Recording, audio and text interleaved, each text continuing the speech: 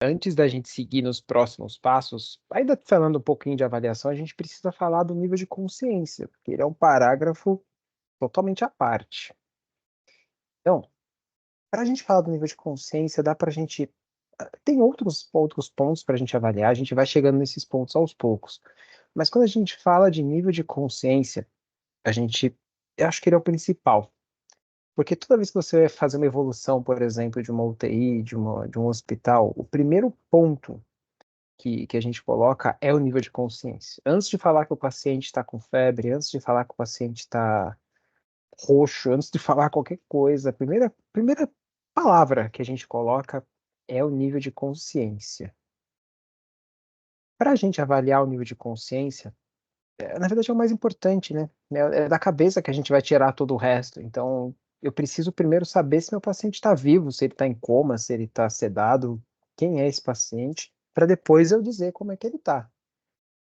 Então, para a gente avaliar o nível de consciência, a gente costuma usar algumas escalas como um norte para a gente conseguir dizer quanto e como que esse paciente está acordado, consciente ou não. Para ficar um pouquinho mais fácil, a gente vai dividir. Bom, primeiro, para avaliar o nível de consciência, a gente vai usar uma escala. Não a nível Brasil, não a nível São Paulo, menos ainda a nível de, sei lá, da cidade. A gente está falando de nível mundo. Então, no mundo inteiro, para avaliar o nível de consciência, a gente concordou que a gente ia usar a escala de Glasgow. Então, para avaliar nível de consciência, a gente usa a escala de Glasgow. O nome completo dela é Escala de Coma de Glasgow. Então já dá para entender que ela não avalia o nível exclusivamente o nível de consciência, né? Voltada um pouco mais para dizer o quanto o paciente está em coma. Coma é quando você tá com, você não consegue manter o nível de consciência. É quando você não está mais profundo talvez do que dormindo. Então, coma é quando você não tem nível de consciência, tá? Mas é muito difícil você dizer que uma pessoa não tem nível de consciência, porque é uma coisa que é gradual, sabe? É muito raro, por exemplo, alguém, pum, morrer. Normalmente a pessoa vai afundando o nível de consciência e o cérebro vai desligando aos poucos. E também por isso que é muito importante a gente saber avaliar o nível de consciência de todos os pacientes. De uma outra forma, também é importante eu entender o quanto sedado um paciente está. Então, são coisas diferentes. Eu tenho de um lado o coma e do outro lado a sedação.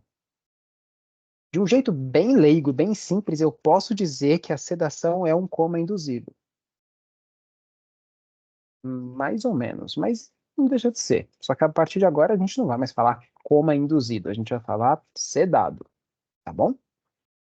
Então, como essa é um pouquinho mais fácil, vamos já falar primeiro dessa parte e depois a gente volta para a escala de Glasgow. E essa vai dar um pouquinho mais de trabalho para a gente entender tudo, tá bom? Então, falando primeiro do paciente que está sedado ou em coma induzido. Se o paciente está sedado, é porque ele está recebendo algum medicamento para deixar ele apagado. Então, eu estou forçando de alguma forma que a cabeça dele fique desligada, que ele fique sonolento, que ele fique sedado, apagado, sem nível de consciência. Ou pelo menos que ele fique um pouquinho menos consciente do que está acontecendo. E eu quero que ele fique assim, por exemplo, para fazer uma cirurgia ou para passar muito tempo numa UTI, porque dói, porque machuca, porque traumatiza, e eu que não quero que ele passe por tudo isso acordado. Então eu não quero que ele fique consciente. Eu vou deixar ele inconsciente, dando medicamentos para fazer isso, para que eu consiga fazer o que eu preciso fazer. Por exemplo, uma cirurgia, por exemplo, para fazer um procedimento, como entubar um paciente. Porque, pô, imagina, você tá acordado, você vai ver o negócio entrando na sua garganta, você vai sentir tudo aquilo. Não precisa. Por mais que eu dê analgésico ou anestésico e você não vai sentir dor, eu não quero que você veja. Porque dói, tá bom? Porque não dor física, mas também dá um incômodo, entende? Então vamos lá. Para a gente avaliar, sedativos, a gente pode falar das coisinhas mais leves do tipo midazolam, flurazepam, os benzodiazepínicos de modo geral. A gente pode falar dos barbitúricos, como fenobarbital, acho que os mais famosos, propofol, fentanil.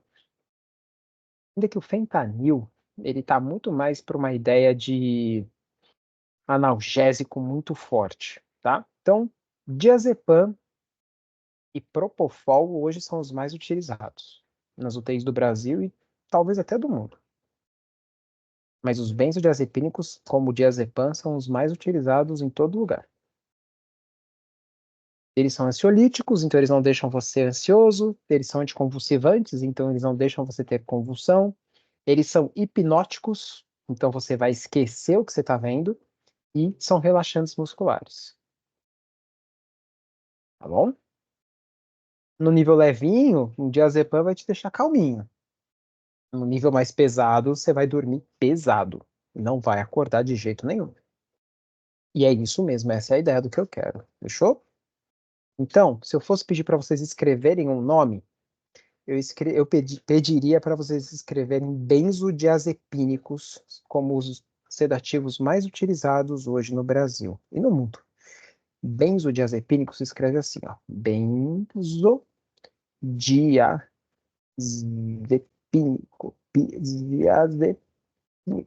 Pronto. Tranquilo? Deixa eu deixar essa letra um pouquinho maior. Dentro dos benzodiazepínicos, o mais importante aí a gente tem o diazepam. Não, com N. Isso. Aí vem lorazepam, alprazolam, clonazepam. Tudo que termina com zepam são os benzodiazepínicos. Tá bom? Esses são os mais importantes. E aí vem outros, tipo o propofol, ele é mais utilizado para cirurgias e procedimentos rápidos. O propofol foi aquele que ficou um pouco mais famoso com o Michael Jackson, porque é o medicamento que ele ficou viciado e tudo mais. Então, propofol, ele tem uma vantagem. Na hora que ele para de entrar, acabou. A pessoa já... Professor, Oi. o diazepam também é anticonvulsivante, né? Sim, É boa. assim que Todos fala? eles são. Isso aí. Anticonvulsivo, anticonvulsivante. Todos eles são anticonvulsivos. Só depende da dose. Então, na Ah, dose que eu entendi. normalmente eu vou dar para o meu paciente, nesse sentido, eu não quero nem que ele tenha uma convulsão, eu não quero nem que ele se mexa.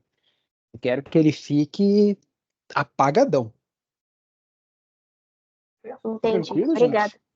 Uhum. Imagina. Gente, isso é uma outra coisa. É por isso que a gente cede os pacientes na UTI, tá? Principalmente aqueles que estão entubados, sedados, porque dói, machuca. Eu não quero que a pessoa fique lembrando de tudo que ela passou, que depois ela vai ficar traumatizada, vai ficar assustada, e não precisa. Então eu só vou dar um remedinho aqui, ela vai apagar um pouquinho, não vai lembrar de muita coisa ou nada depois. No máximo que a pessoa pode lembrar é alguns lapsos, assim, alguns momentos que ela dá uma acordada. E outra coisa, antes da gente seguir, uma coisa é eu dar um comprimido de diazepam para você. Pum, você vai lá ter o efeito dele, mas daqui a pouquinho acabou. Quando o paciente está numa UTI, a gente não costuma dar, por exemplo, uma dose e acabou. A gente vai dando microdoses o tempo inteiro. Então a pessoa vai ficar com uma bomba de infusão que vai colocando o medicamento lá aos pouquinhos dentro da veia do paciente. Então, sei lá, você colocou 10 ml por hora, então vai entrar ali 1 ml a cada 10 minutos. Assim, eu estou só simplificando, mas vai entrar microdoses o tempo inteiro. Tá bom? Não é tipo, a cada 1 hora vai entrar 10 ml. Não, vai entrar microdoses, bombas de infusão. Deixa eu mostrar para vocês. Pequenas doses o tempo inteiro nesses pacientes. Primeiro, para não precisar ficar o tempo inteiro ali dando medicamento ou alguma coisa assim. As bombas são essas aqui, ó. Deixa eu mostrar para vocês uma foto de um tipo. Mas lembrando que tem vários tipos de bomba, tá? Essa é uma marca, tem outras, várias. Depende do hospital que vocês vão, depende da. É marca, realmente é marca, mas toda a ideia é essa. Todas elas vão estar ali com uma programação, por exemplo, aqui em cima de 4 ml, aqui 1 ml, tá? Se você já souber que de repente nessa primeira bomba aqui é dobuta, aí você pode até converter em microgramas ou em gramas, enfim. Aí você pode converter a unidade do que você está dando. Mas fica mais fácil para todo mundo na UTI quando a gente dá em ml. Então eu não vou calcular ali. Dá para calcular, por exemplo, cada 1 ml tem 5 miligramas, e aí fica doideira. Se eu estou dando 10 ml, vão ficar 50 miligramas. Mas normalmente é tudo em ml ali, tá? Então a maior parte dos medicamentos de UTI, eles são dados dessa forma, aos pouquinhos. O bom é que desligou a bomba, como é uma dose bem baixinha, logo logo acaba. Essa é a maior vantagem. E eu não preciso dar uma dose, por exemplo, de ataque. Imagina, uma pessoa está com pressão baixa. Aí eu vou e dou adrenalina. Aí a pressão estava 6/2, de repente vai para 25/10. E de repente vai cair de novo. Não, você dá uma dose bem baixinha, só para subir um pouquinho. Segurou onde você está? Mantém aí. E aí a gente vai ajustando essas drogas de acordo com o que a gente quer. Fechou? Beleza. Então, sedativos, eles são dados em bombas. Tipo, aqui tá heparina, aqui eu não tô com furosemida. E ó, tá em inglês, mas é que o começo deles é igual. É furo, heparina, dobuta. Claramente, só por isso aqui já dá para saber que é um paciente que está fazendo diálise e que está com problema no coração. Fechou? Vamos seguir. Então, é isso. É para isso que eu vou sedar o paciente, para que ele não veja, não passe por todo aquele trauma, para que eu consiga fazer o que eu preciso fazer com ele. Eu vou dar isso de forma contínua e bem pequena, em pequenas doses, ao ponto que se eu desligar em 5 minutos o medicamento já saiu. Saiu não, mas já melhorou e o paciente já consegue acordar. Quando o paciente está sedado, eu preciso classificar quanto que um paciente está sedado. Então, se o paciente está muito sedado, eu dou um número. Se o paciente está pouco sedado, eu preciso também dar um outro número. E eu vou fazer isso porque eu preciso saber ajustar. O paciente está pouco sedado e ele está agitado, ele está sentindo dor, ele está gritando, ele está batendo em todo mundo, ou então eu não consigo fazer o procedimento porque ele está muito agitado. Então eu consigo dar um número para essa agitação, para que todo mundo que vier depois consiga entender. Ah, ele estava X sedado, agora ele está 2x, porque ele realmente não estava colaborando. Ou agora eu consigo tirar medicamentos porque ele está muito sedado. Vamos tentar tirar um pouquinho para ver se ele acorda bem? É isso. Para a gente fazer a avaliação desses pacientes, tem duas escalas principais. A primeira é a escala de Haas. Deixa eu aumentar a letra. Pronto. Haas. Haas é a abreviação de Richmond. Nossa Senhora. É isso. Tá vendo? Não precisa saber esses nomes. Precisa saber como que ela funciona. Escala de agitação e sedação de Richmond. Não é o nome só. Se chama de Haas, que ninguém sabe esse Richmond aí, que já é um pouco a demais até. Então, escala de agitação e sedação de Haas. Agitação e sedação. Agitação e sedação de Richmond. Já dá para entender que ela não avalia apenas a sedação, ela avalia a agitação do paciente também. Então, se eu estou sedando, é porque eu não quero que ele fique se mexendo, ou melhor, em outras palavras, eu não quero que ele fique agitado. Agitar é dar soco, dar chute, gritar, berrar, bater nos outros, essas coisas, tá? Então, Deixa eu pegar uma fotinha aqui dela. Vamos colocar aqui.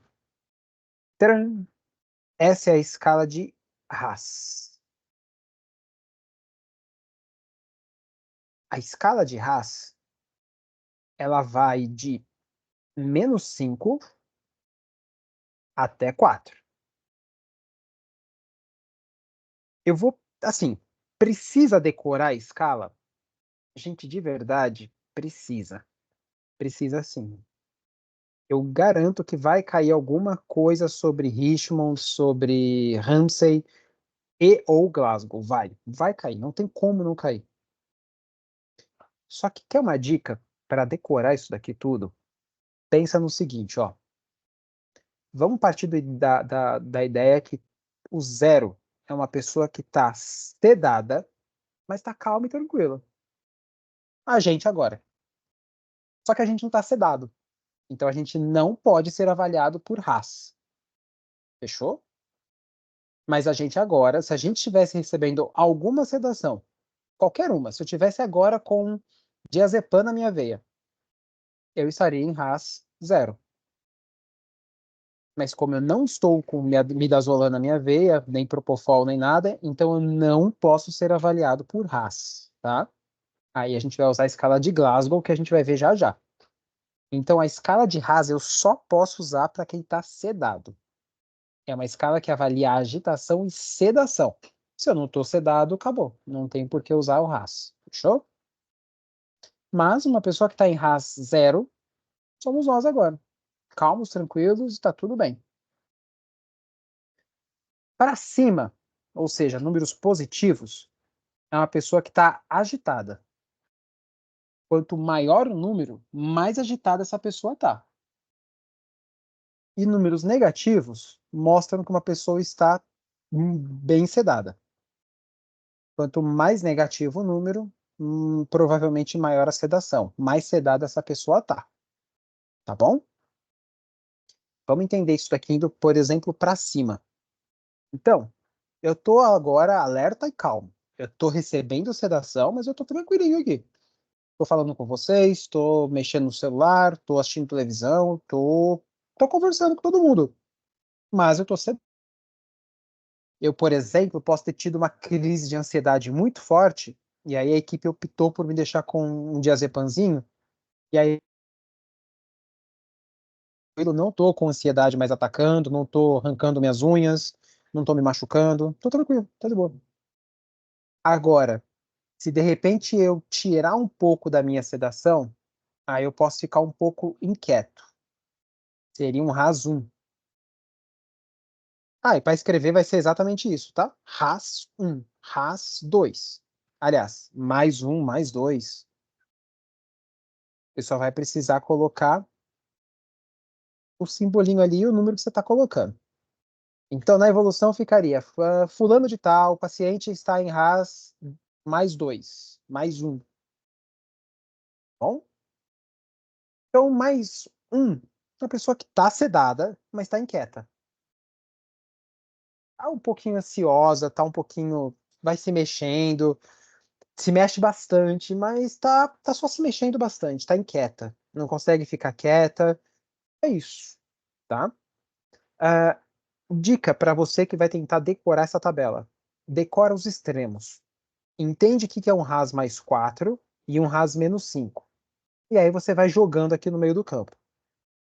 Por exemplo, um RAS mais 4 é uma pessoa que está combativa.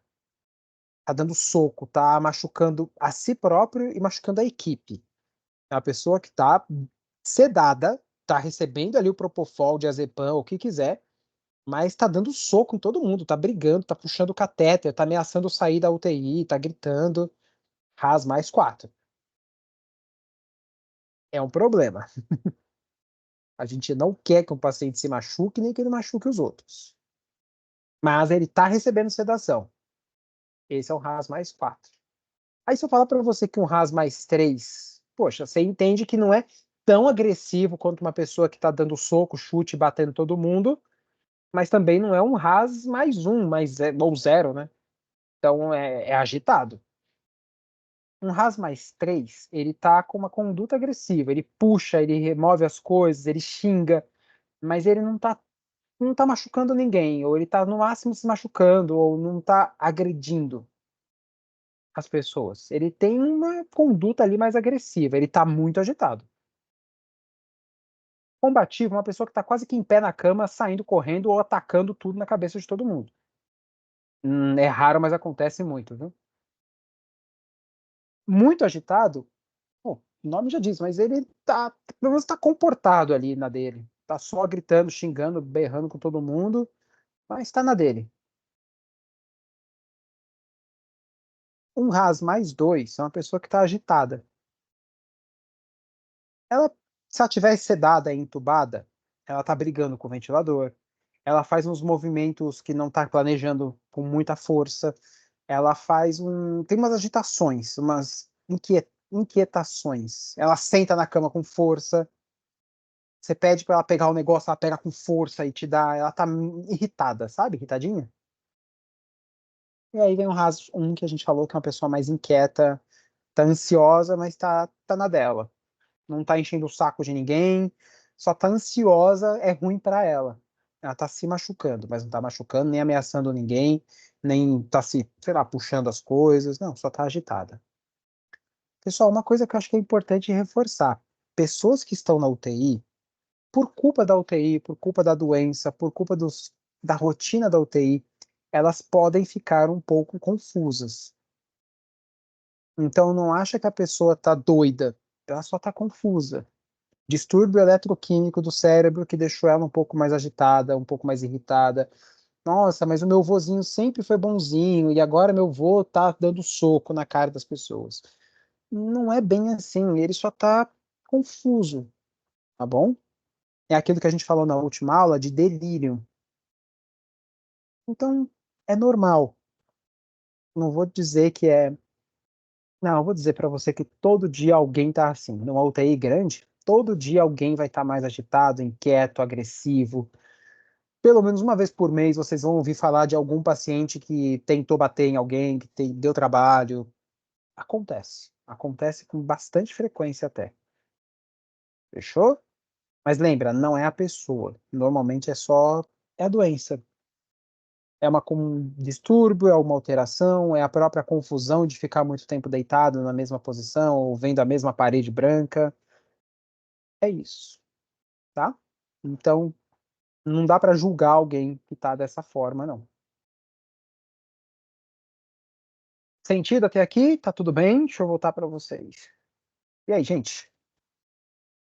Estão confusos? Estão me acompanhando? Tá dando para entender tranquilo? Tranquilo. Deixa eu ver. Ô, Laudijane, boa noite, meninas que ainda não vi. Legal. Boa noite. Então, ó, qualquer coisa me interrompe, gente. Não deixa virar um problema grande, não. Me interrompe no comecinho que fica mais fácil. Então, pega do zero e quanto maior o número, maior será a agitação da pessoa. RAS 4. Pô, eu não preciso nem explicar que a pessoa está combativa, violenta, colocando em risco a equipe. Põe RAS mais 4, economiza tempo. Se eu falar para você RAS 4 mais 4, você já tem que montar na sua cabeça que é uma pessoa que está agitada, dando chute, dando soco e agressiva. Se eu colocar na evolução RAS mais 1, você tem que já entender duas coisas. Primeiro, é uma pessoa que está sedada, porque senão ela não seria avaliada em RAS.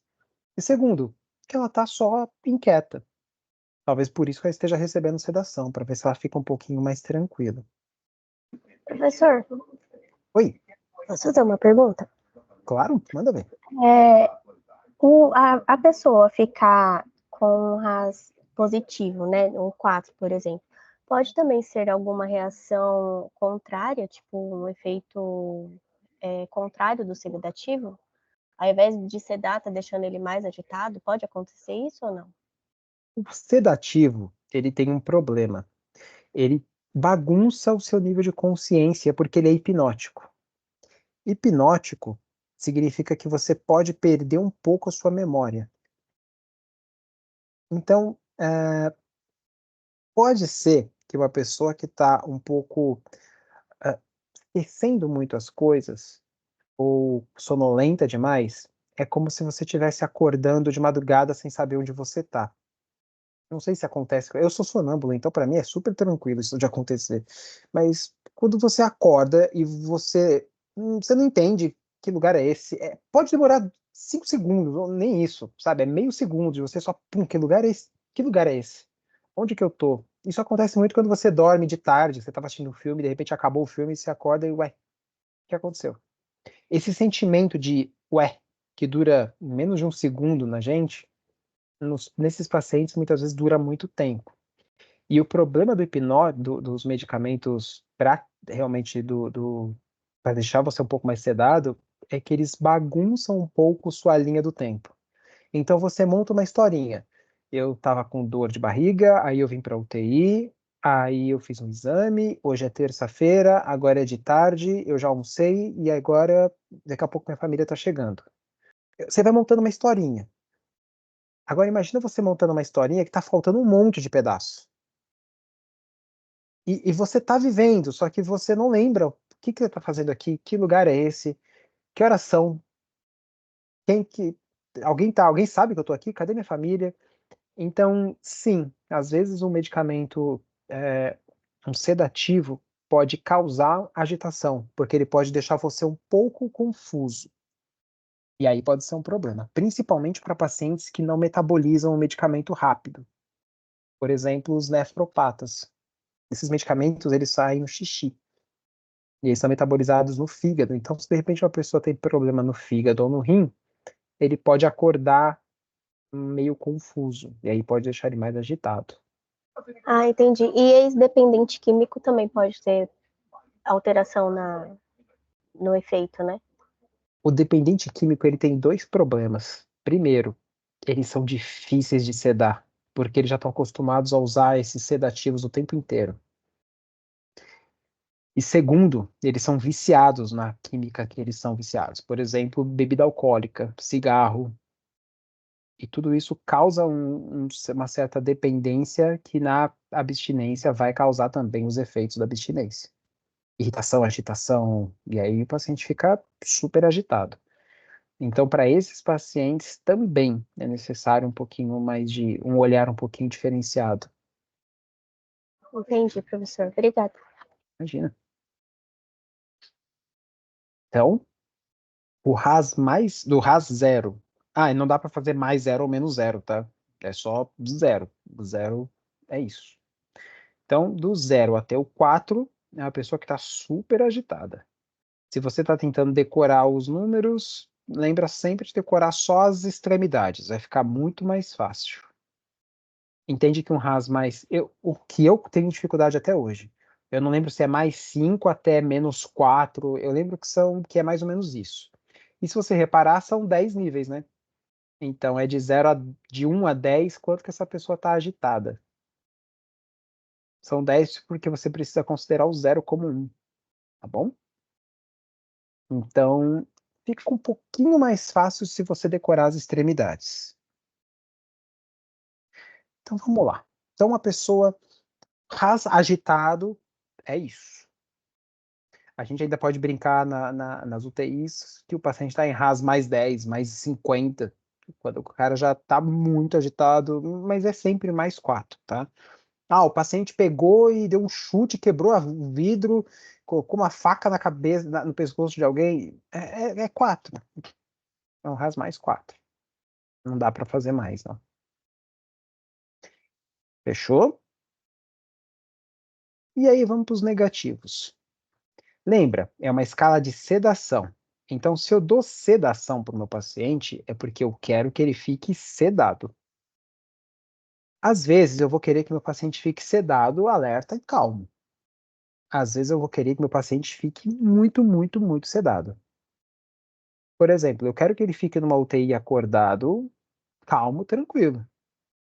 Mas se ele estiver entubado, eu quero que ele fique muito sedado. Muito, muito, muito sedado. Eu não quero que ele acorde por nada nesse mundo Porque senão vai doer, vai incomodar, vai brigar com o ventilador. E eu não quero isso. Então, imagina agora que eu estou te dando sedativo, e quanto mais sedação eu te dou, mais você vai diminuindo o seu RAS. Então, eu vou te dar 1 ml. Você vai ficar alerta e calmo.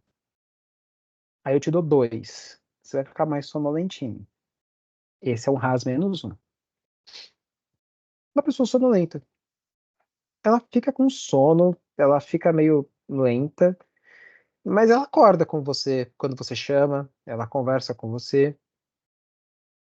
Repara que eu não tô falando se ela tá confusa, se ela tá viajando, não, só tô. Ela acorda, ela conversa com você. Se ela tá falando besteira ou não, tanto faz. Eu tô sedado, então eu tô dando medicamentos que causam confusão. Eu não vou querer que essa pessoa responda que a raiz quadrada de 9. Não precisa. Fechou? Então, RAS menos 1 é uma pessoa sonolenta, meio grog, meio. Ué. Tipo, a gente quando acorda 5 horas da manhã. É isso. Menos 1 é sonolento. Menos 2 é uma sedação leve. É uma pessoa que acorda, mas ela não consegue ficar olhando para você. É uma pessoa que ela acorda, você conversa com ela, mas ela volta a dormir rápido. Ela tá sedada. Na verdade, todos os níveis ela tá sedada, mas dessa vez ela tá com uma sedação leve. Ela acorda, mas ela não mantém contato com você. A gente usa esses 10 segundos aí, mas você pode só se basear simplesmente do ela não sustenta o olhar para mim. Você chama, ela acorda, ela fala com você e dorme de novo. É uma sedaçãozinha leve. Isso é leve. Um menos 3 é quando você está sedado e alguém te chama, você até abre o olho, mas você não consegue olhar para a pessoa, você só abre o olho e se mexe. Você. É isso. É isso. A pessoa te chama, você olha para ela. Aliás, você não olha para ela, você só abre o olho. Tipo, fulano, fulano. A pessoa abre o olho, olha para um lado, olha para o outro, ou nem olha para lugar nenhum, só abre o olho e dorme. Ela não consegue olhar para você. Um 4, um RAS menos 4, é uma sedação já importante. É uma pessoa que quando você chama, ela não vai te olhar. Você vai ter que tocar, você vai ter que chamar, vai ter que chacoalhar, vai ter que fazer alguma coisa para a pessoa acordar. Pessoal, para nível didático, eu vou falar o que deveria ser feito, tá? Você vai bater aqui, na clavícula. Você vai dar um. Acorda, acorda. Chama a pessoa, chacoalha, pega o ombro e chacoalha. O que você não vai fazer, e eu sei que tem hospital e eu sei que tem preceptor que ainda ensina isso, é causar dor. Você não vai causar dor para o paciente. Não vai. Fechou? Alguns momentos a gente precisa causar um estímulo de dor. Mas esse estímulo de dor não é dando beliscão, coisas que antigamente eram feitas, mas hoje a gente não faz mais. Como, por exemplo, apertar o bico do peito, ahn, fazer assim com o nó do dedo nas costelas. O que mais? Enfim, isso a gente não faz mais. O que a gente faz é chamar, bate, chacoalha. E se você, em algum momento, por exemplo, para investigar a morte encefálica, precisa causar alguma dor no paciente, você aperta a parte branca da unha. Não aperta para arrancar a unha. Você causa uma. Aperta um pouquinho. Aperta em você mesmo agora, pra você entender o que eu tô falando. Não é na carne, tá, gente? A carne vai doer muito e vai machucar. É na unha. Aperta a base da unha, porque ela dói. E a vontade que você vai ter é de tirar a mão. É isso, tá? No RAS, a gente não vai causar dor. Eu só vou chacoalhar o paciente. Então, um RAS menos 1. Eu chamo, a pessoa conversa. Nem precisa chamar, a pessoa tá acordada às vezes. Só tá com muito sono. RAS -2, a pessoa, eu chamo, a pessoa acorda, olha para mim, mas não consegue sustentar o olhar. Um -3, eu chamo, a pessoa abre o olho, mas não olha para mim. Um -4, eu vou chamar, vou gritar, eu vou berrar, a pessoa não vai olhar, aí eu vou precisar chacoalhar e talvez a pessoa de repente abre o olho ou ela vai se mover de alguma forma. Chacoalhei, chacoalhei, chacoalhei, ela se mexeu, -4. Agora, se mesmo chacoalhando, mesmo agitado, mesmo gritando, mesmo, sei lá, fazendo o que você quiser e a pessoa não olha para você, aí é o -5.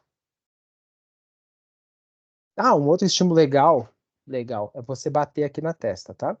A pessoa, assim, bater com a pontinha do dedo. A pessoa vai tentar olhar para você, vai franzir a testa, ela vai tentar fazer alguma coisa. Lembrando, em nenhum momento a gente causa dor, fechou? Agora, em que momento que vocês acham que eu quero que uma pessoa fique em RAS -5?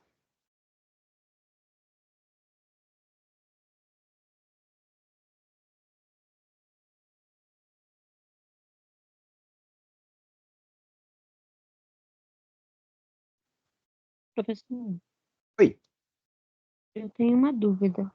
pode falar. É,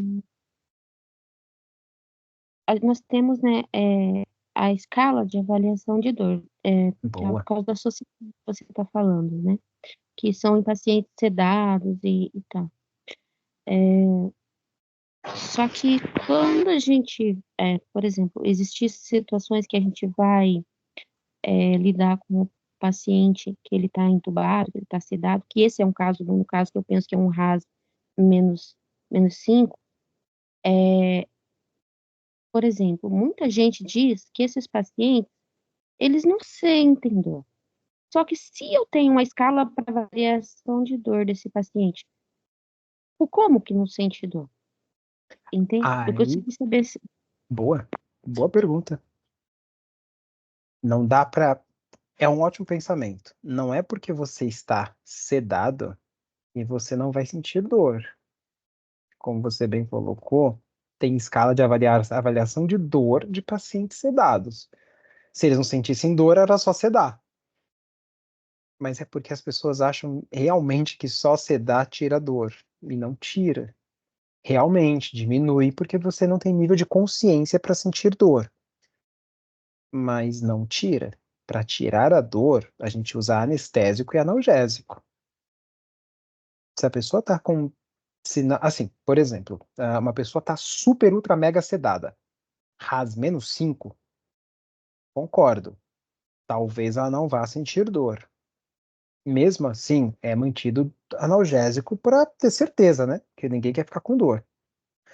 Pensa assim, não é porque você está dormindo que se alguém te causar dor, você não vai acordar. A ideia é que realmente, nesses casos, o paciente vai ficar tão sedadinho que ele não vai acordar com qualquer dorzinha, mas de repente uma dor mais forte vai. Ah, de qualquer forma, eu não quero descobrir que ele vai acordar. Então eu vou dar sedativo para ele dormir, para ele não acordar, para ele não ver a dor, para ele, aliás, para ele não ver aquele sofrimento, para ele não ver o tubo, para ele não ver a UTI com teto branco por 24 horas por dia. Mas eu também vou dar um analgésico, porque quando eu virar ele vai doer, porque quando eu furar para pegar um sangue vai doer, porque vai doer. Dói muito ficar ali dentro da UTI parado naquela cama. Então, analgésico é uma coisa, sedativo é outra. Sugiro sempre os dois juntos, principalmente quando a gente está falando de um RAS -1 para baixo. RAS +1 para cima ali, também, porque às vezes a pessoa está tão agitada, tão nervosa, irritada e confusa, mas ela não percebe que ela está com dor, ou pelo contrário, às vezes a dor está causando essa agitação toda.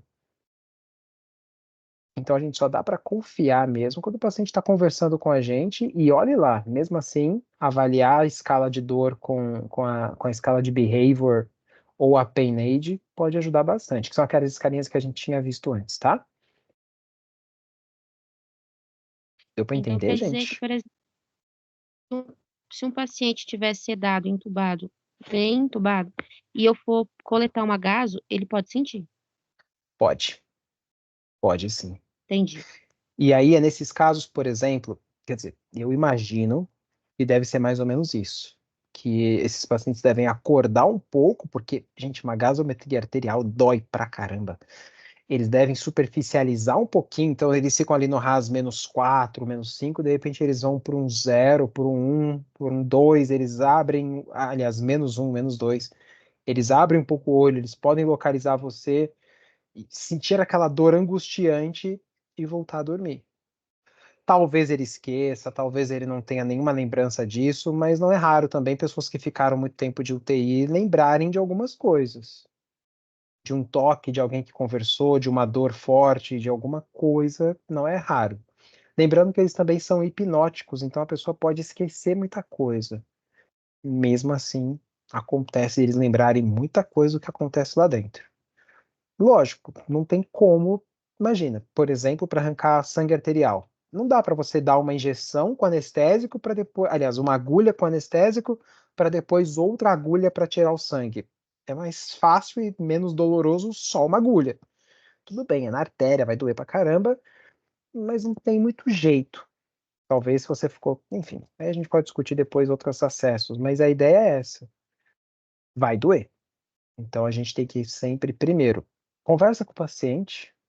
Tá sedado, -3, 4, -5. Não dá para ter certeza. Conversa. Fala o que você vai fazer.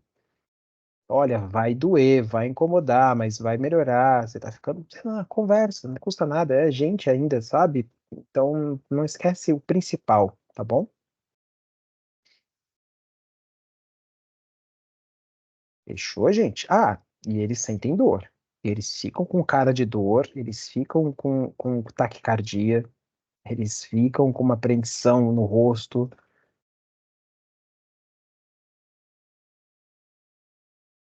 Tudo bem?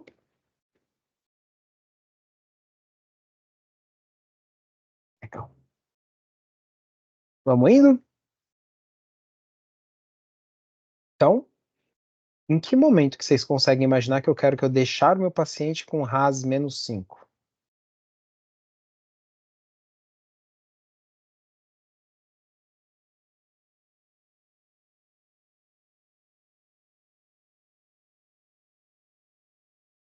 Por que que eu ia querer deixar alguém em RAS -5?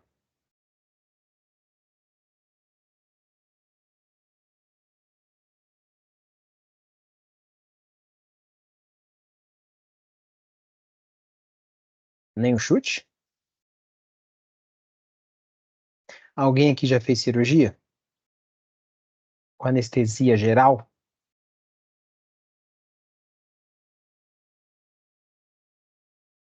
É para isso. É porque eu quero mexer na pessoa, eu quero abrir a barriga, eu quero cutucar, eu quero causar um monte de desconforto que ela acordada não vai deixar eu fazer. Ou se deixar vai doer muito. Então eu apago a pessoa dorme, eu faço o que precisa ser feito e acabou. Quando a pessoa acordar, eu tiro a sedação e a pessoa vai acordando aos poucos. Por exemplo, época de Covid. O paciente ficou grave, grave, grave pra caramba. Eu não vou entubar um paciente que está acordado olhando para mim, falando: Oi, por gentileza, abre a boca para mim. Eu vou enfiar um tubo dentro do pulmão da pessoa. Não, ceda. RAS -5, a pessoa apagou, aí eu vou lá, entubo, mantenho ela sedada. Quando ela estiver melhorando o pulmãozinho dela, aí eu vou voltando. -5, -4, -3, -2. Tá acordando, legal. No -2 já dá para estubar, já dá para tirar o tubo. Mas agora tá -1 e foi pro 0. A pessoa que tá sedando, tá recebendo sedação, mas tá ali, tá calma, tá tudo bem, ela faz o joinha, vamos tirar o tubo, ela faz o joinha, recuperou, beleza, vamos lá, vamos tirar o tubo. Um exemplo, tá? Eu vou fazer uma cirurgia na barriga, eu vou arrancar não sei, vou fazer um transplante de rim, eu vou ter que tirar o meu rim.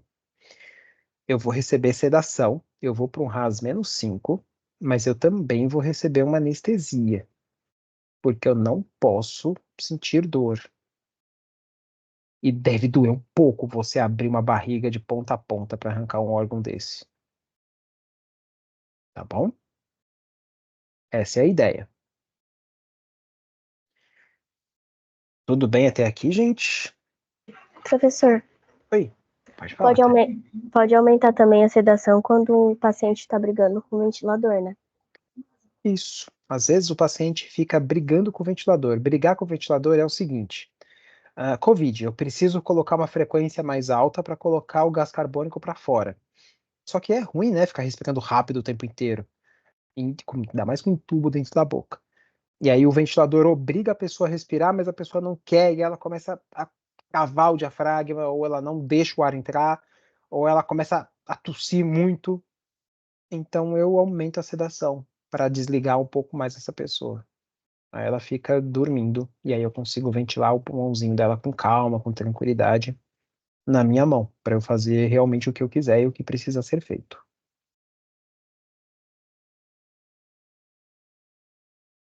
Opa.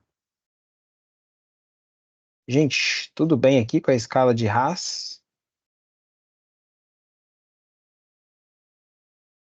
Hoje, a escala de Haas, eu acho que ela é a segunda mais utilizada. Eu gosto mais dela do que a que eu vou falar agora. Eu gosto mais do Haas porque eu consigo graduar quanto uma pessoa está dormente não, agitada ou sedada. Não é só sedação. Eu também consigo dizer que uma pessoa está me dando soco. E às vezes não adianta eu falar só a pessoa está pouco sedada. Pô, pouco sedada é uma pessoa que está do RAS 0 até o -4. A outra escala, essa eu acho que é mais utilizada, principalmente aqui no Brasil, mas ela é mais utilizada no mundo todo, que é a escala de Ramsay. Dá um zoomzinho aqui. Então, escala de Ramsay.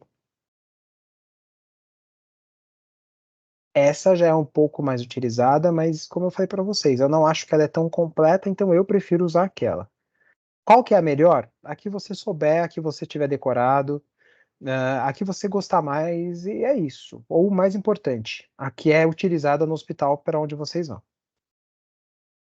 Ah, o hospital de Piraporinha usa RAS. Vamos usar RAS. Agora eles querem mudar tudo para o Ramsay. Vamos aprender o Ramsay, vamos todo mundo usar o Ramsay. Você pode usar uma ou a outra. Não faz sentido você usar as duas. É como se essa daqui estivesse medindo em polegadas e a outra estivesse medindo em centímetros. As duas estão medindo. Só que as duas estão medindo de formas. A mesma coisa de formas diferentes. Então, a RAS é uma escala. Você vai usar a RAS? Usa a RAS. Beleza. Não vai usar a RAS. Você vai usar Ramsay? Usa Ramsay. O que você não pode fazer é RAS -3 com Ramsay 2. Não. Elas vão conversar, mas você não pode usar as duas. Fechou? Tem os equivalentes, mas elas não vão ser usadas juntas jamais. O Ramsay, ele é mais simples. Ele vai de 1 a 6. Enquanto que o RAS tem o 0, o Ramsay não tem. O Ramsay vai de 1 a 6. Onde Ramsay 1, grau 1, é uma pessoa que está sedada. Ah, só que eu percebi agora que está um pouquinho confuso. Está fora de ordem isso daqui, gente. Pera aí. Tá bem fora de ordem essa tabelinha aí. Pera aí. Ramsay. O Ramsay, ele vai te dizer de 1 a 6 quanto que uma pessoa está agitada. Então, uma pessoa aliás, sedada, uma pessoa com agitação, com sedação 1, é uma pessoa que está pouco sedada. Uma pessoa com sedação 6, ela está muito sedada. Então, uma pessoa com Ramsay 1 é uma pessoa que está como o RAS mais um do RAS, ó, aqui, ó. É uma pessoa que está sedada, mas está ansiosa, está inquieta, está agitada. É a mesma coisa. Ramsay 1, RAS 1, mais um, né? Tá bom? Nesse caso, eles estão conversando entre si. Legal. Mas aí, lembrando, você vai usar uma ou outra. Não dá para usar as duas. Não dá para você falar, o paciente tem 1,80 m e 8 pés de altura. Não faz sentido. Mede de um jeito ou mede do outro. Um Ramsay 2 é um paciente que está cooperando, mas ele já está um pouquinho mais sonolento. Ele não está mais agitado, ele não está inquieto. Lembrando que quanto maior a escala de Ramsay, mais sedada a pessoa tá. Então, se eu dei 1 ml, a pessoa estava ansiosa e agitada, agora eu dei 2 ml, agora ela ficou boazinha, tá cooperando, tá orientada, tá tranquila. Se a gente fosse de novo pensar numa pessoa que eu quero que fique acordada numa UTI, calma e tranquila, seria um Ramsay 2. Ramsay 2, talvez eu colocaria como RAS 0. Daria para bater aqui, ó. Professor, Ou com menos um. Oi, pode falar, Thales. desculpa atrapalhar, é que a Duda tá falando que não tá conseguindo entrar. Deixa eu dar uma olhadinha para ela. Fez sentido até aqui, gente? Obrigado, Tari. Então, elas se conversam, mas, de novo, você não vai usar as duas ao mesmo tempo, jamais. Deixa eu compartilhar as coisinhas aqui. Boa. Tá. Vamos dar mais um passinho para frente. Uma pessoa em Ramsay 3. Lembra? Ela recebeu 1 ml e estava agitada. 2 ml ficou tranquila. 3 ml, agora ela está dormindo. Mas ela acorda rápido, eu mando, ela obedece, eu peço para ela fazer algumas coisas, ela vai fazendo. Ela tá acordada. Aliás, ela tá dormindo, perdão. Mas ela acorda com facilidade e ela faz o que precisa ser feito.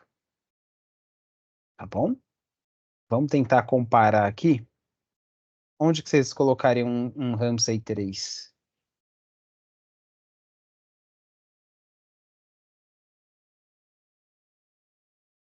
Se fosse equivalente ao RAS.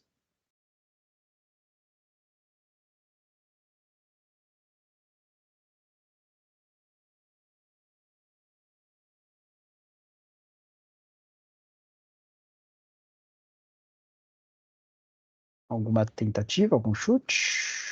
Ai, gente, vocês estão meio quietinho. Eu acho que é o menos. É que eu não tô vendo aqui, mas acho que é o -2. Pode ser. Pode ser. Boa. Perdão. Deixa eu puxar um pouquinho mais para cá, ó. Sedaçãozinha leve, paciente dormindo.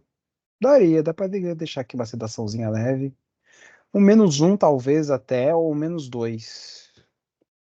Tá Isso, vendo eu por que tava que... pensando num dos dois, aí eu tava em dúvida. Como o 2 já tava no -1, eu fiquei, acho que.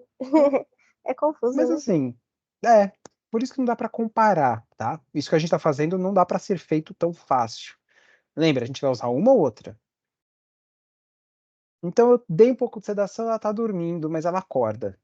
Eu dei mais sedação, mas agora ela não tá acordando tão rápido, não. Ela tá precisando chacoalhar um pouquinho mais. E ela não tá mais respondendo a chamados verbais. Ela tá precisando ser tocada para acordar. Eu acredito que ela estaria para cá, ó. Um RAS -3, talvez. Mas é isso. Mais sedado do que isso, é um paciente que você chacoalha, chacoalha, chacoalha, e ele vai se mexendo bem devagar, ele talvez abra o olho, talvez não, mas ele responde de uma forma lenta e quando responde, não é sempre. Eu colocaria para cá.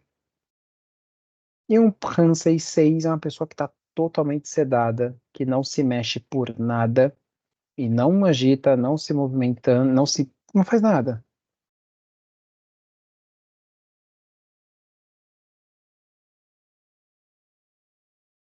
É aquela pessoa que eu quero, por exemplo, mexer na barriga, eu quero fazer um procedimento,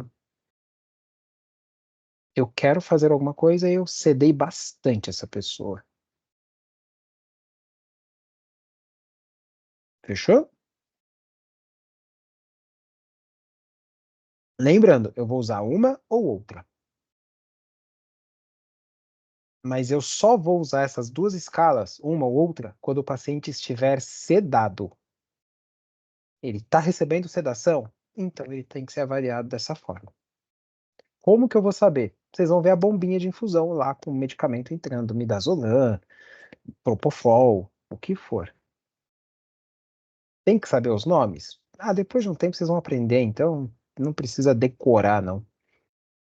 Isso vai vindo querendo ou não querendo. Mas precisa saber que está entrando um sedativo? Beleza. Vamos avaliar em Haas ou Ramsay. Qual vocês querem? Qualquer uma. Na prova vai cair tanto uma quanto a outra. Não vai cair uma terceira escala, não. Essas são as mais utilizadas no mundo todo. Tá bom? Dúvidas, críticas, sugestões? Tá todo mundo bem?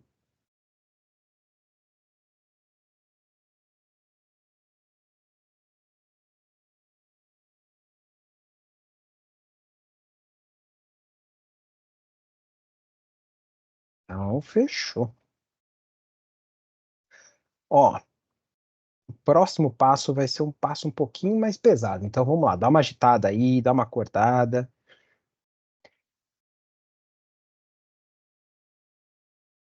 Deixa eu apagar a lousa. Calor, né? Sim.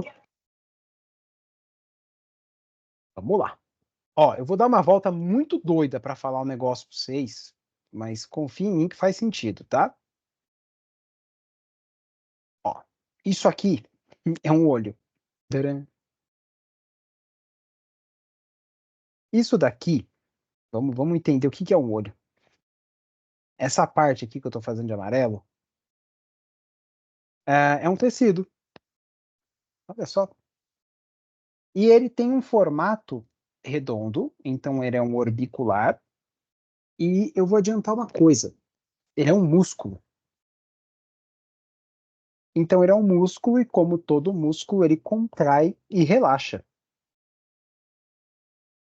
E o que é mais estranho ainda, que eu vou falar agora, é que nós temos dois músculos aí. Ó, eu vou tentar te mostrar a diferença dos dois, ó. Repara como esse músculo aqui, ele tem uma fibra que tá assim, ó.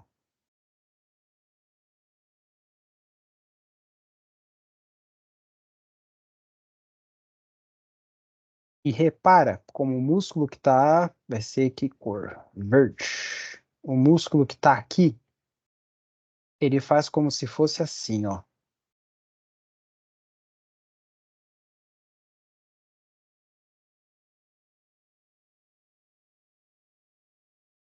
Fechou? Esse daqui, o amarelo, ele tem um formato como todos os músculos redondos que nós temos. Um esfíncter, tipo a boca. Então esse daqui, aliás, antes disso, eu esqueci de falar uma coisa importante. É esse buraco preto aqui, é a pupila. Poxa, eu precisava falar isso. Esse daqui é a pupila. O amarelo é o esfíncter da pupila. O verde é o dilatador da pupila. Sim, nós temos dois músculos na pupila e cada um trabalha de um jeito.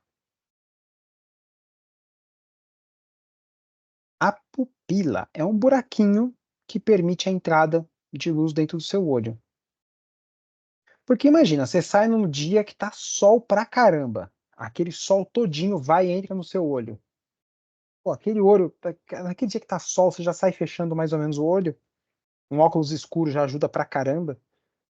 Porque a luz machuca. A luz ia queimar seu olho, ia literalmente queimar mesmo, tá? A sua córnea. Então, o corpo precisa fazer um controle do quanto de luz está entrando e o quanto de luz não está entrando.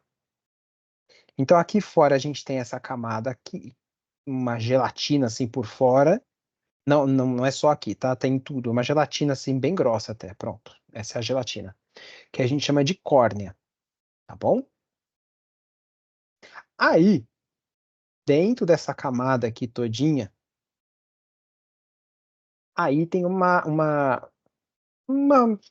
se fosse uma lente, tá? É a pupila. Na verdade, a lente, a pupila, ela recobre toda essa parte aí que eu tô fazendo de vermelho, tá? É uma lente. Não é de vidro, tá? É uma geleia bem grossa. E ela serve, bom, praticamente para deixar a imagem entrar dentro do seu olho para fazer a imagem que você vai enxergar. Então funciona mais ou menos assim, ó. Tcharam. Então aí o que você enxerga vai, pum. Na verdade bate cruzado, né? Então o que tá assim e assim. Aí bate no fundo do seu olho e você enxerga as cores e tudo mais, tá? Se entrasse muita luz, por exemplo, um dia de sol, poderia queimar isso daqui. E se fosse fixo, pequenininho, para entrar pouca luz, na hora que você fosse no escuro, você não ia conseguir enxergar nada. Porque tem pouca luz. E aí, se você não está deixando entrar nada de luz dentro do olho, aí você não enxergar nada mesmo. Então a ideia é, quando tem muita luz, ele fecha para não derreter seu olho. Quando tem pouca luz, ele abre para você conseguir enxergar mais coisas do que realmente você conseguiria normalmente, sabe? Então ele abre. Hum, quem tem gato, dá uma olhada no tamanho da pupila do gato, ou até do cachorro, que vocês vão entender como eles enxergam melhor do que a gente no escuro. Eu ia falar isso, da pupila do gato, como é linda. E quando fica só um risquinho, assim, quando tá bem em sol, fica só um risquinho. É tão lindo. Eles enxergam muito bem no escuro porque a pupila deles é daquele jeito. Olha o tamanho da pupila do cachorro, olha o tamanho da pupila É. do gato. A do gato é E mais quando, legal ainda. então, e quando tá sol, fica só um risquinho pra você ver o quanto que eles conseguem controlar, né, essa entrada de luz. Será que eu acho aquela foto? Achei. A foto do gatinho que faz gatinho do. Cadê? Do Shrek. Cadê? Do Tcharam! gato de botas. Tipo, isso significa que ele está num lugar escuro e a pupila dele abriu para entrar muita luz. Fechou? Legal.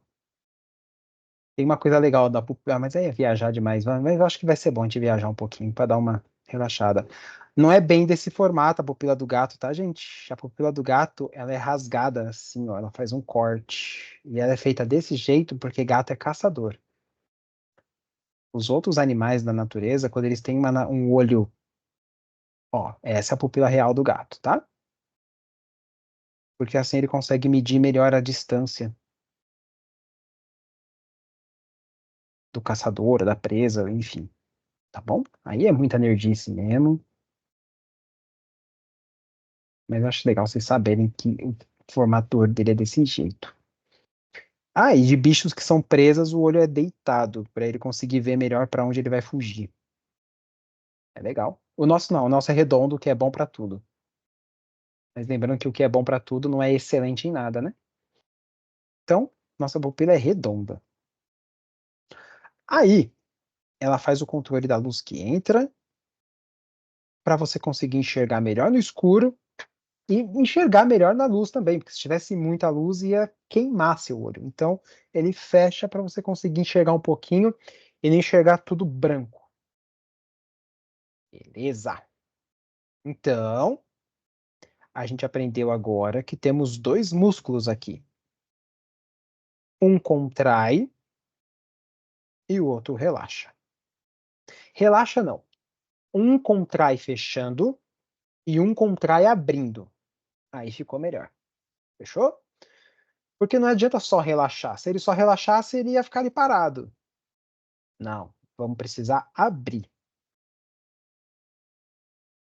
Boa. Então é isso que a pupila faz. Quando você está no lugar com muita luz, ela fecha. Com um lugar com pouca luz, ela abre. Aí, anota aí de um outro jeito. A pupila fecha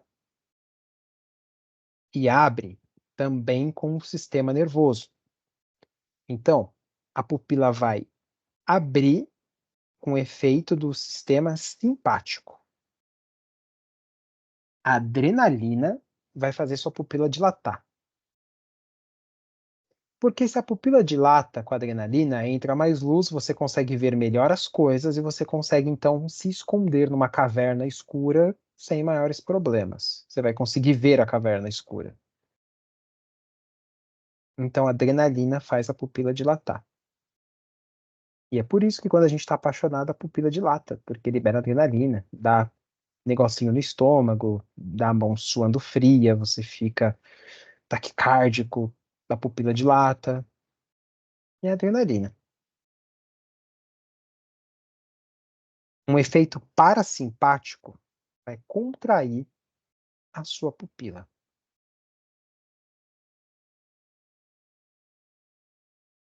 Tá bom?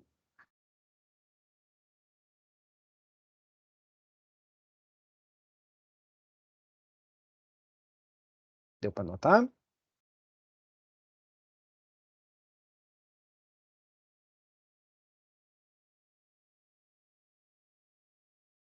Legal. Então vamos indo, vamos dar mais alguns passinhos. Quando eu, por exemplo, então. Uma outra coisa importantíssima. A minha pupila tem que ser, tem que ser igual. Quer dizer, a minha direita tem que ser igual à minha esquerda.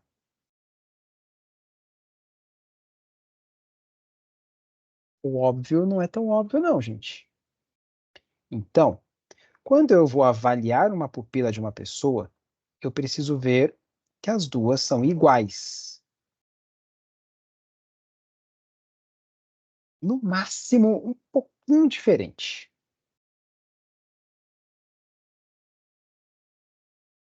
Fechou? É isso. Acho que por enquanto é isso. Aí, vamos lá. Vocês que gostam de neuro, dá uma ressuscitada aí num assunto bem legal de neuro. Quando você tem, por exemplo, um AVC é uma lesão periférica ou central? Central. Central. Lesão central. Como que fica a musculatura do lado afetado? Fica espástica, dura, ou fica hipotônica, relaxada? Espástica. Acho. Boa, perfeito. É isso. Tá? Agora vamos colocar de outra forma. Lesão medular. O cara quebrou o pescoço e dali para baixo desligou. É uma lesão central ou periférica? Central. TCE. TCE não, perdão. Lesão medular. Porque a medula também Aí você me também pegou, faz parte do Thalia. sistema nervoso central. Tá. É a partir da caudequina, não é? Que é Mas aí periférica. não vai complicar tanto assim minha vida. Vamos pegar um pouquinho mais periférico, então, vai. Você que foi mergulhar e bateu o plexo braquial. Pronto, ficou melhor? Sim. Boa. Tá bom. De qualquer jeito, até o paraplégico, tá? Repara, como é que fica um paraplégico na sua musculatura? Fica blá ou fica espástica?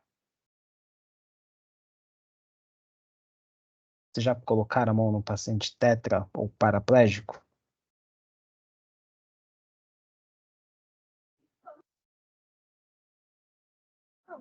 Não, Vamos mas tentar eu acho que ficaria. Porque é complicado. Eu acho que vai ficar mais bem flácido. fácil. Mais flácido. Flácido, essa palavra ficou legal, vou deixar ela assim. Fica flácido, fica mole, fica desligado, tá? Então, quando você tem uma lesão mais central, você vai ter espasticidade. quando você tem uma lesão mais periférica, você vai ter uma hipotonia, vai ficar meio mole, molengão, flácido, como vocês falaram, ou hipotônico, tá bom? Então, uma lesão mais central, hipertônica. Uma lesão mais periférica, hipotônica, tá bom? Funciona da mesma forma para a pupila. Só que, e aí vai entrar essa complicaçãozinha que a gente teve quando a gente falou de lesão central da coluna. Porque o que faz o controle da pupila, olha só, não é um nervo periférico, é o nervo craniano.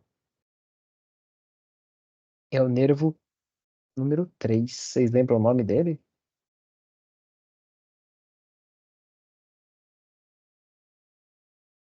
É o óptico? Não. É?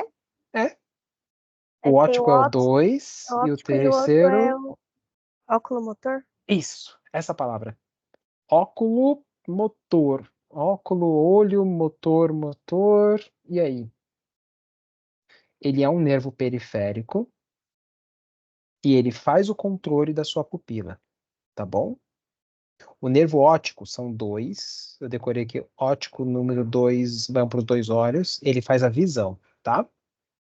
Então, óculo óptico motor é o que movimenta a pupila e também um pouquinho dos olhos.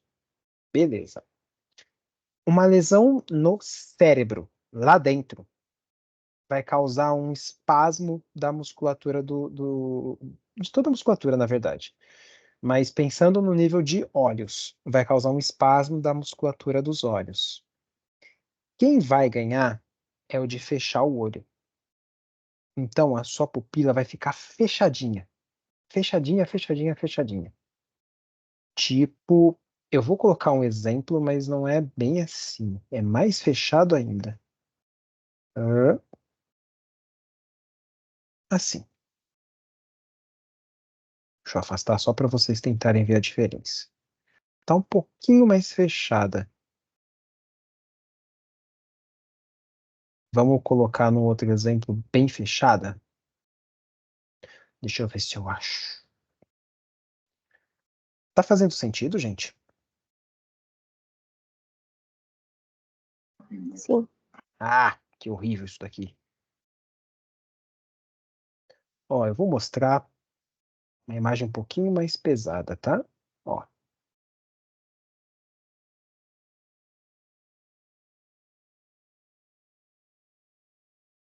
Isso acontece, então, por uma lesão central, uma lesão grave.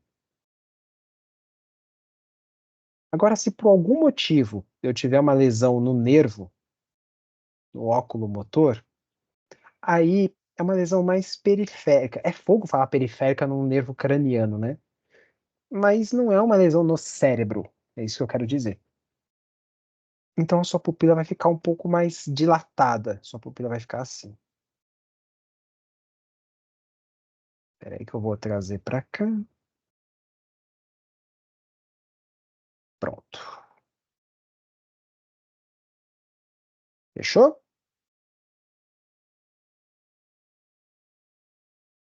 Fechou. Fechou mesmo, né? Então, ó, as duas pupilas nessas 3 fotos estão iguais. A primeira tá normal. A segunda tá mais fechadinha. A terceira tá bem aberta. Então, vamos destrinchar isso daí, porque tem um nome para cada uma delas. Lógico, né? Lógico que tem um nome. Com uma letra bem grande. E vamos lá. Ah, pupilas iguais, a gente dá o nome de isocoria. Nossa, nem a letra 20 ficou grande. 48. Pronto. Isocoria. Isocoria, então, não é o nome das duas pupilas normais, tá? Isocoria é uma pupila igual a outra. Então, aqui nós temos uma isocoria. No primeiro, nós temos uma isocoria. E no último, nós também temos uma isocoria. As 3, as 6 pupilas estão isocóricas. Legal. Só que tem uma diferença entre elas. Vamos lá. A segunda pupila, eu sei que nessa foto não está tão pequenininha, mas é só você ir na frente do espelho e jogar muita luz no seu olho que você vai ver que a sua pupila também vai ficar pequenininha. A pupila pequenininha, a gente fala que é uma pupila miótica. Miótica. 38.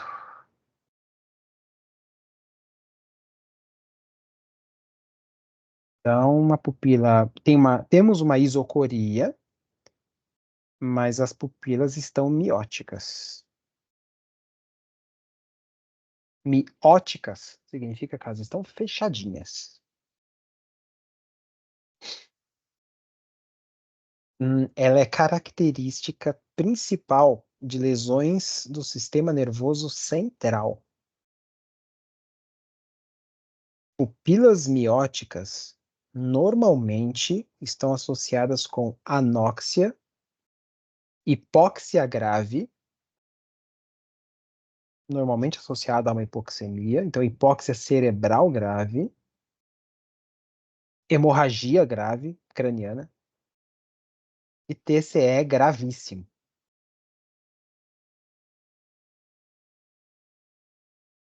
Uma pupila miótica, então está associada a uma lesão neurológica central, tá? Quando eu falo central é cérebro, porque a outra também não deixa de ser central, né? Fechou? Ah, nesse caso nós temos uma miose. É mais um nominho aí, mas é a mesma coisa, tá? Então, isocórica, isocoria, porque elas são iguais. Mas a gente tem uma miose, porque as pupilas estão mióticas.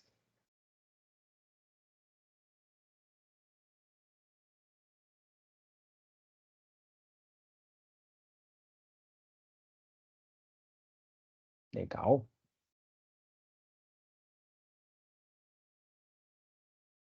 Então, a pupila pequenininha é uma miose. Na isocoria com a pupila dilatada, nós temos um quadro de pupilas midriáticas. Nossa, precisa decorar? Sim. Como que eu decorei? Eu decorei que midriática é aberta. Não sei como é que funcionou isso na minha cabeça, mas deu certo e eu decorei. Então, midriática, eu decorei que é ótica aberta. Mas se alguém souber depois de uma forma mais legal de decorar, para mim funcionou.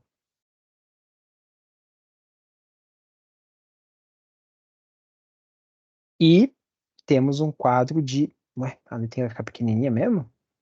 De midríase. Eita, aí lascou. Ose fechado, íase aberto.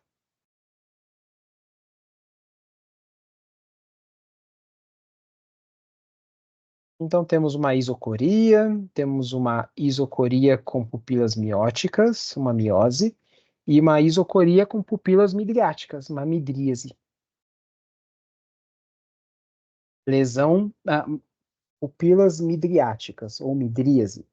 Principal causa são lesões no terceiro nervo craniano.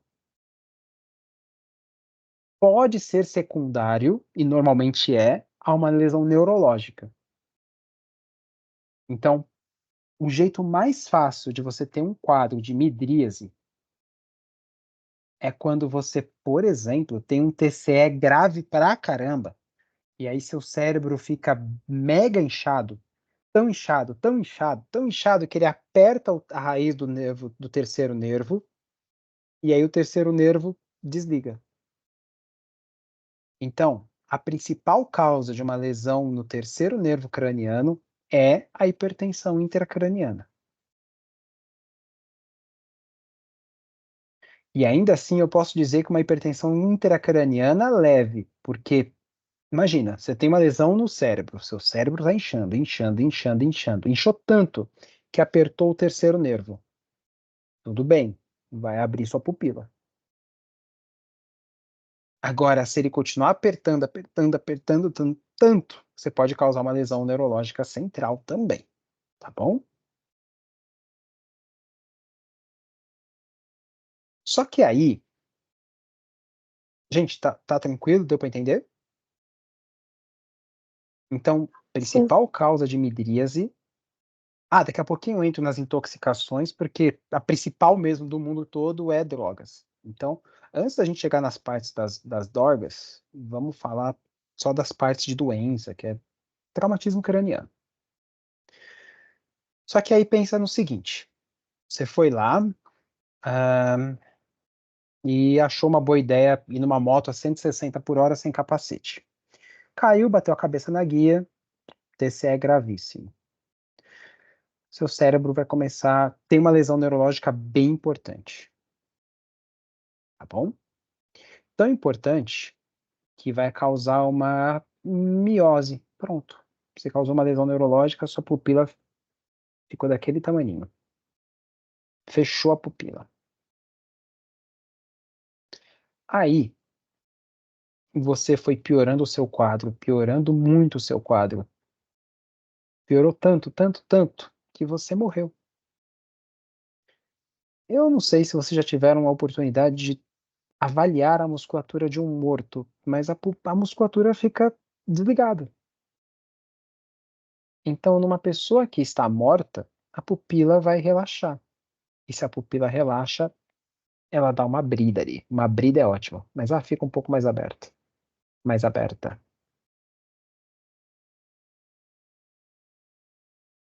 Fechou?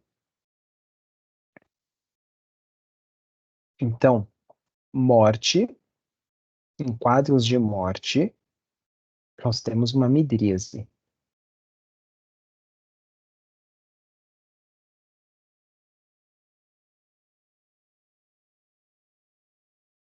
Então, midríase normalmente está associada aí com lesão do terceiro nervo craniano, ou quando já deu a volta e virou anóxia, hipóxia grave, gravíssima. Choque, hemorragia cerebral mega importante, TCE gravíssimo, ou parada cardíaca, morte, tá bom? Morte encefálica, inclusive. É quando o corpo já perdeu o controle das pupilas.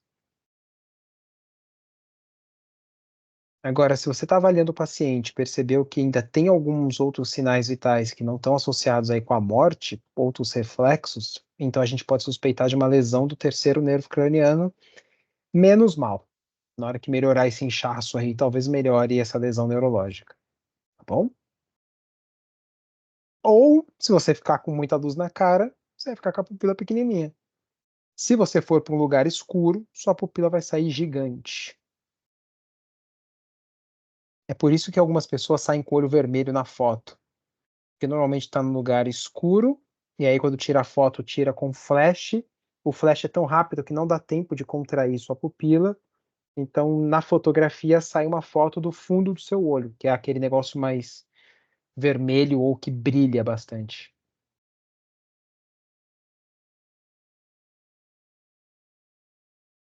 Boa! Gente, tá tudo bem até aqui? Deixa eu voltar para vocês. Eu sei que esse assunto é bem pesadinho.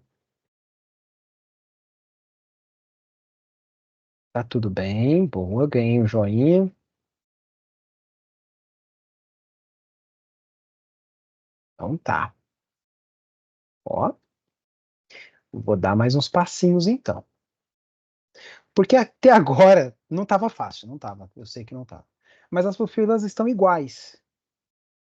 Então, ISO é igual. Coria é formato. Então, ISO, formato igual, tá tudo bem. Quer dizer, dentro da ideia tá tudo certo. Só que é difícil você pensar numa pessoa que tem uma lesão neurológica simétrica. O que normalmente acontece com as pessoas é ter uma lesão neurológica assimétrica. E nesse caso, a gente não tem uma isocoria. Nesse caso, a gente tem uma anisnocoria. uma falta de sincronia, uma falta de mesmo tamanho. Ah, não vou conseguir colocar lá. Então, se eu tiver um TCE do meu lado direito, uma coisa importante, dessa vez não faz a decussação, tá? É ipsilateral. Então, é do lado da lesão. Então, se eu estiver machucando o meu nervo, nesse caso, por exemplo, que parece ser uma lesão do terceiro nervo do lado direito, é a minha pupila direita que vai dilatar.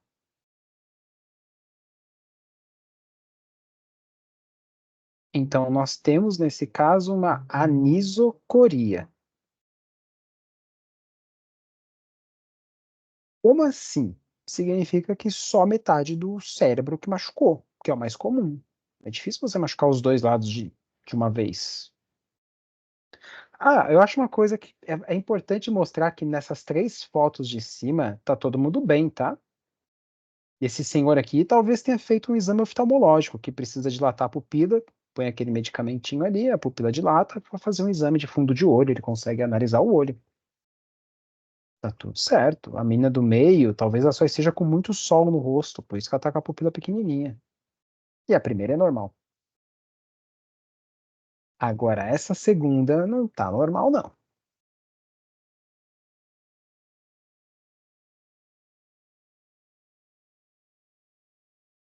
Principal causa no Brasil, não, no mundo, de alterações do nível das pupilas são drogas. Tem algumas drogas que fazem alguns efeitos um pouco mais específicos, por exemplo, a cocaína, ela dilata as duas pupilas. A maconha dilata também um pouquinho as duas pupilas.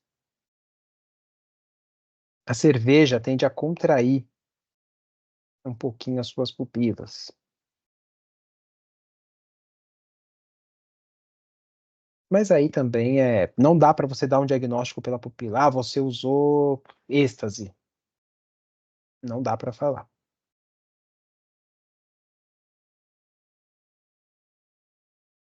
Normalmente, droga sintética faz a sua pupila ficar bem contraída. E drogas naturais fazem a sua pupila ficar bem dilatada. Mas não dá pra gente dizer muita coisa, não, tá? Nesse caso da moça de baixo, não dá pra gente saber o que que aconteceu. Pode ter sido desde uma pancada na cabeça do lado direito, hum, um AVC numa parte do nervo, um tumor que está crescendo num lugar que não deveria. Não dá para a gente dizer o que que é. Professor, Oi. também pode, às vezes, para tirar a foto, ter colocado o colírio de Pode dilatar, ser. igual você falou, de um lado Boa. só, né? É o mais simples. Verdade. E tem uma síndrome que causa, eu não lembro o nome agora, que causa um glaucoma, que é como se fosse um AVC, só que no olho. E aí causa uma anisocoria, por exemplo. Tá bom? Mas aí tem um monte de coisas. Tem gente que nasce com anisocoria, viu? Meio esquisito de ver na rua, principalmente, mas tem sim.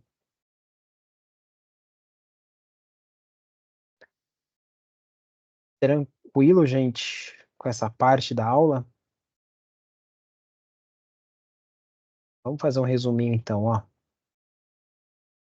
Será que eu consigo fazer isso? Deixa eu ver. Se eu não conseguir, eu mando para vocês depois a minha aula inteira. Não tem problema não.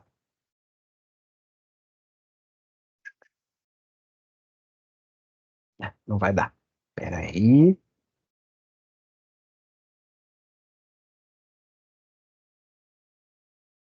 Pronto. Aqui. Uma colinha. Então, pupilas isocóricas, midriáticas, mióticas e anisocóricas. Quando a pupila tiver anisocóricas, não adianta só eu falar anisocoria, porque não dá para saber se a direita está grande, a esquerda está pequena, ou se a esquerda está pequena demais e a direita está normal. Então, quando você descrever anisocoria, você vai precisar explicar quem está o quê. Por exemplo, paciente, nesse exemplo nosso aqui de baixo, desse olho cinza aqui. O paciente está com uma anisocoria, com uma dilatação à direita, se você quiser escrever do jeito mais simples. Midiático à direita. Direita maior que esquerda. Tipo assim, ó. Direita maior que esquerda. Anisocoria com esquerda midriática. Esquerda miótica. Você precisa dar algum detalhe a mais. Tá bom? Porque se você fala só anisocórica, ok. Não dá para entender nada. Dá para entender que não tá igual. Mas não dá para me dizer, não dá para eu entender qual lado tá o quê. O que que tá acontecendo? Tá na lesão neurológica, central, periférica, não tá com lesão? Por aí vai. Então você pode escrever anisocoria, direita pediátrica, esquerda miótica, direita maior que a esquerda. Você só precisa especificar o que e aonde. Tá bom? Um zoomzinho assim. Pronto. Dúvidas? Não. Não? Ah, para avaliar o olho, né? Você vai fechar o olho do paciente, perdão. Você vai esperar uns segundos e você vai abrir rapidamente a pálpebra. Então você vai fechar o olho dele e vai abrir. E vai direcionar para a luz. Porque a luz vai fazer fechar. Então, assim que eu colocar a luz, eu tenho que ver a pupila fechar. Se eu tiver com uma lanterna no celular, por exemplo, pode ser, ou uma lanterna de fora. O olho mais claro fica mais fácil, mas o olho mais escuro, talvez você precise colocar uma luz um pouquinho mais forte, mais direta. Você vai fazer isso de um olho e vai fazer isso no outro olho. Sugiro você fazer um de cada vez e depois comparar os dois.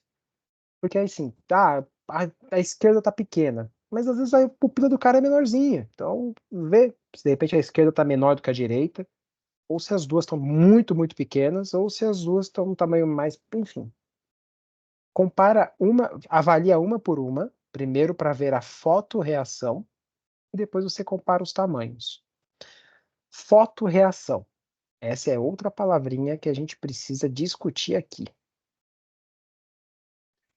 Então, quando eu avalio uma pupila, eu preciso que ela esteja isocórica,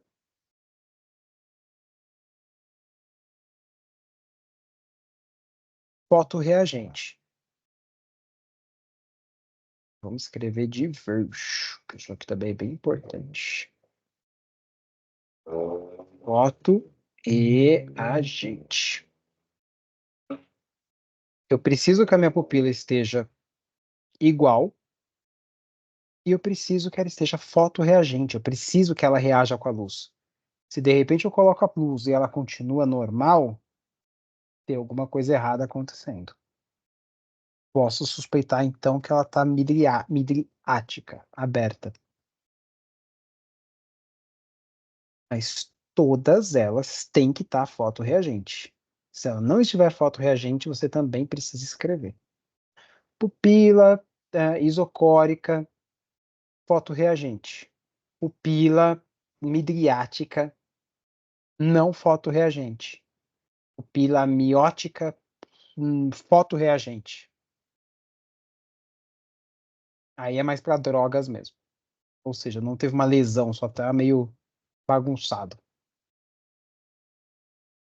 E na anisocoria, eu também tenho que avaliar a fotorreagência dos dois olhos. Do direito, que está grandão, ou do esquerdo, que está pequenininho. A pupila tem que reagir com a luz. Então, uma evolução completa e bem de um paciente que está bem lascado, por exemplo, essa moça aqui, seria pupilas anisocóricas, direito midriático, não fotorreagente. Entendeu? Aí você vai montando o quadrinho do jeito que você precisar.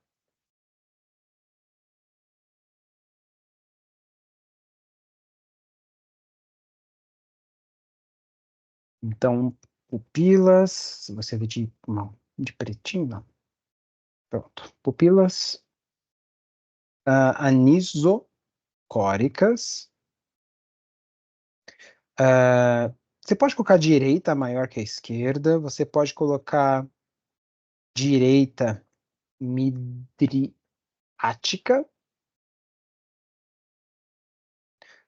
ou esquerda menor que a direita, mas normalmente o primeiro é o que está alterado, tá bom? Nesse caso é a direita que está grandona. Não foto reagente à direita. Muita coisa, né?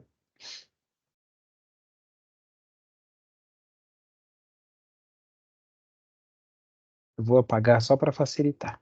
Pronto, para vocês estudarem uma só.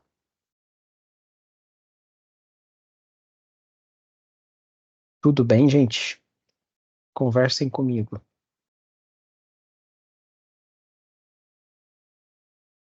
Então, hoje a gente aprendeu Haas, Ramsay e pupilas. Olha só. Como que vocês acham que fica a pupila numa pessoa que está sedada? Haas -5.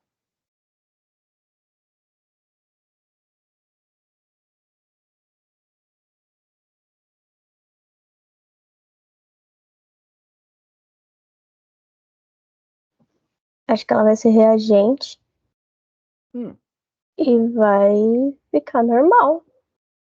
hum. Eu não sei, professor. Agora eu fiquei na dúvida também. O que vocês acham, gente? Sedei uma pessoa. Haas -5. Chumbada. Que no máximo eu acho que ela pode ficar miótica ou não. Miótica. Pensa assim, você está Pode ver. sedando uma pessoa. Como é que fica o corpo dessa pessoa? Vai ficar relaxado. Então ela vai ficar midriática? Isso aí. Ah, Né? entendi. E não vai ficar fotorreagente se ela estiver muito sedada. Muito, muito sedada, você desliga mesmo a pessoa. Entendi. Fechou? Eu ia errar tudo. Não. Tá. É, mas é que também tem. Eu acho que essas perguntas elas ficam tão difíceis na cabeça, porque eles vão falar midriática, miótica, miose, midríase, e aí você vai ficando doidinho. Gente, o que eu usei para decorar, eu. E na época, eu nem sei se existe uma forma mais fácil, mas eu lembro que eu fiz assim e deu certo, eu nem gastei mais energia com isso. Ática eu decorei que é aberto. Íase, aberto. Íase e ática na minha cabeça é aberto. Eu não sei por quê, mas eu associei assim e vingou e deu certo. Agora, miótica e miose é o outro. Na minha cabeça é isso. Midiática é um aberto. Miótica, então, é o outro que é fechado. O iso e aniso ainda fica mais fácil, né? E fotorreagente é tranquilo. Foto é de luz, reagente à luz, reage à luz, tá tudo bem. Agora, miótica e miliática não vai ter jeito, não. Vai ter que decorar mesmo.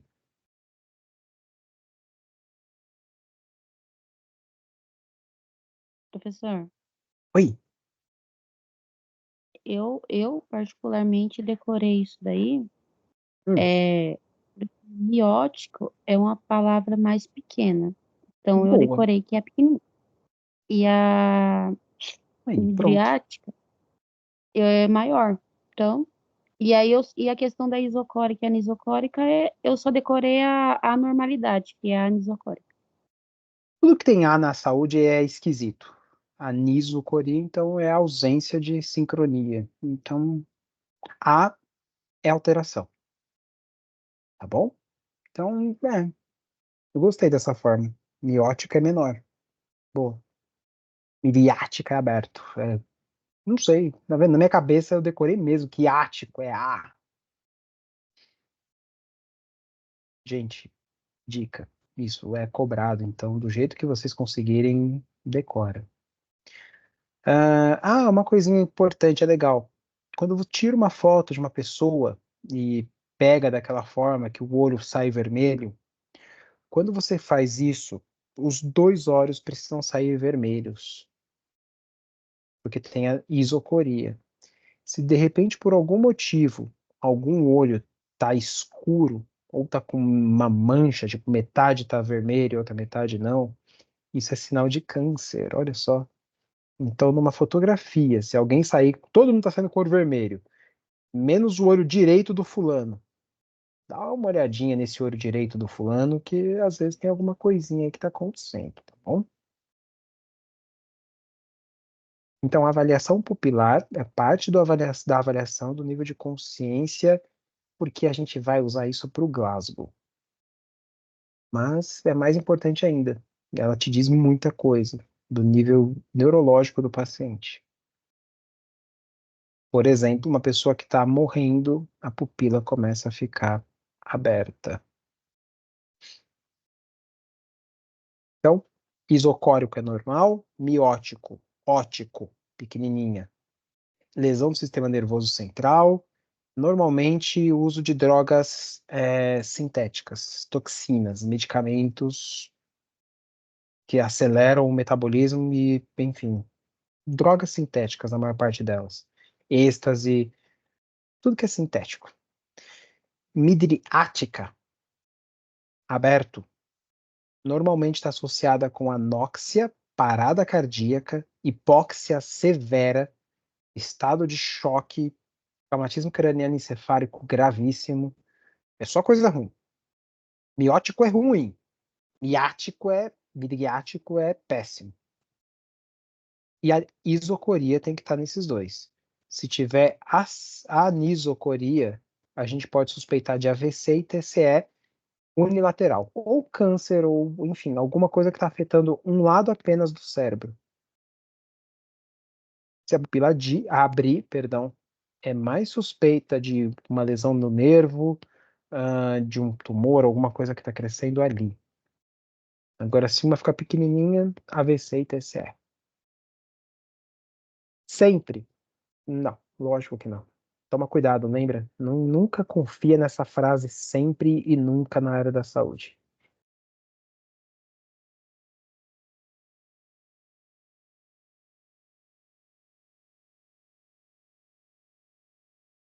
Dúvidas? Lembrando, isso não tem nada a ver com a conjuntiva, tá? Que é a parte branca do olho. A parte branca do olho, ela só serve, entre aspas, para nutrir toda essa questão do músculo, dos músculos, e também para a própria visão, né? Para poder direcionar o olho. É ela que é bem vascularizada, que fica vermelha quando a gente está com sono e essas coisas, tá bom? Chega por hoje? Olha só, 10 para as 10. Então, ué, vou encerrando a gravação, gente. Continuem mandando as fotinhas, continuem mandando a foto dos cadernos de quem está assistindo gravado. Essa semana eu já consigo entregar para vocês os certificados, tá bom?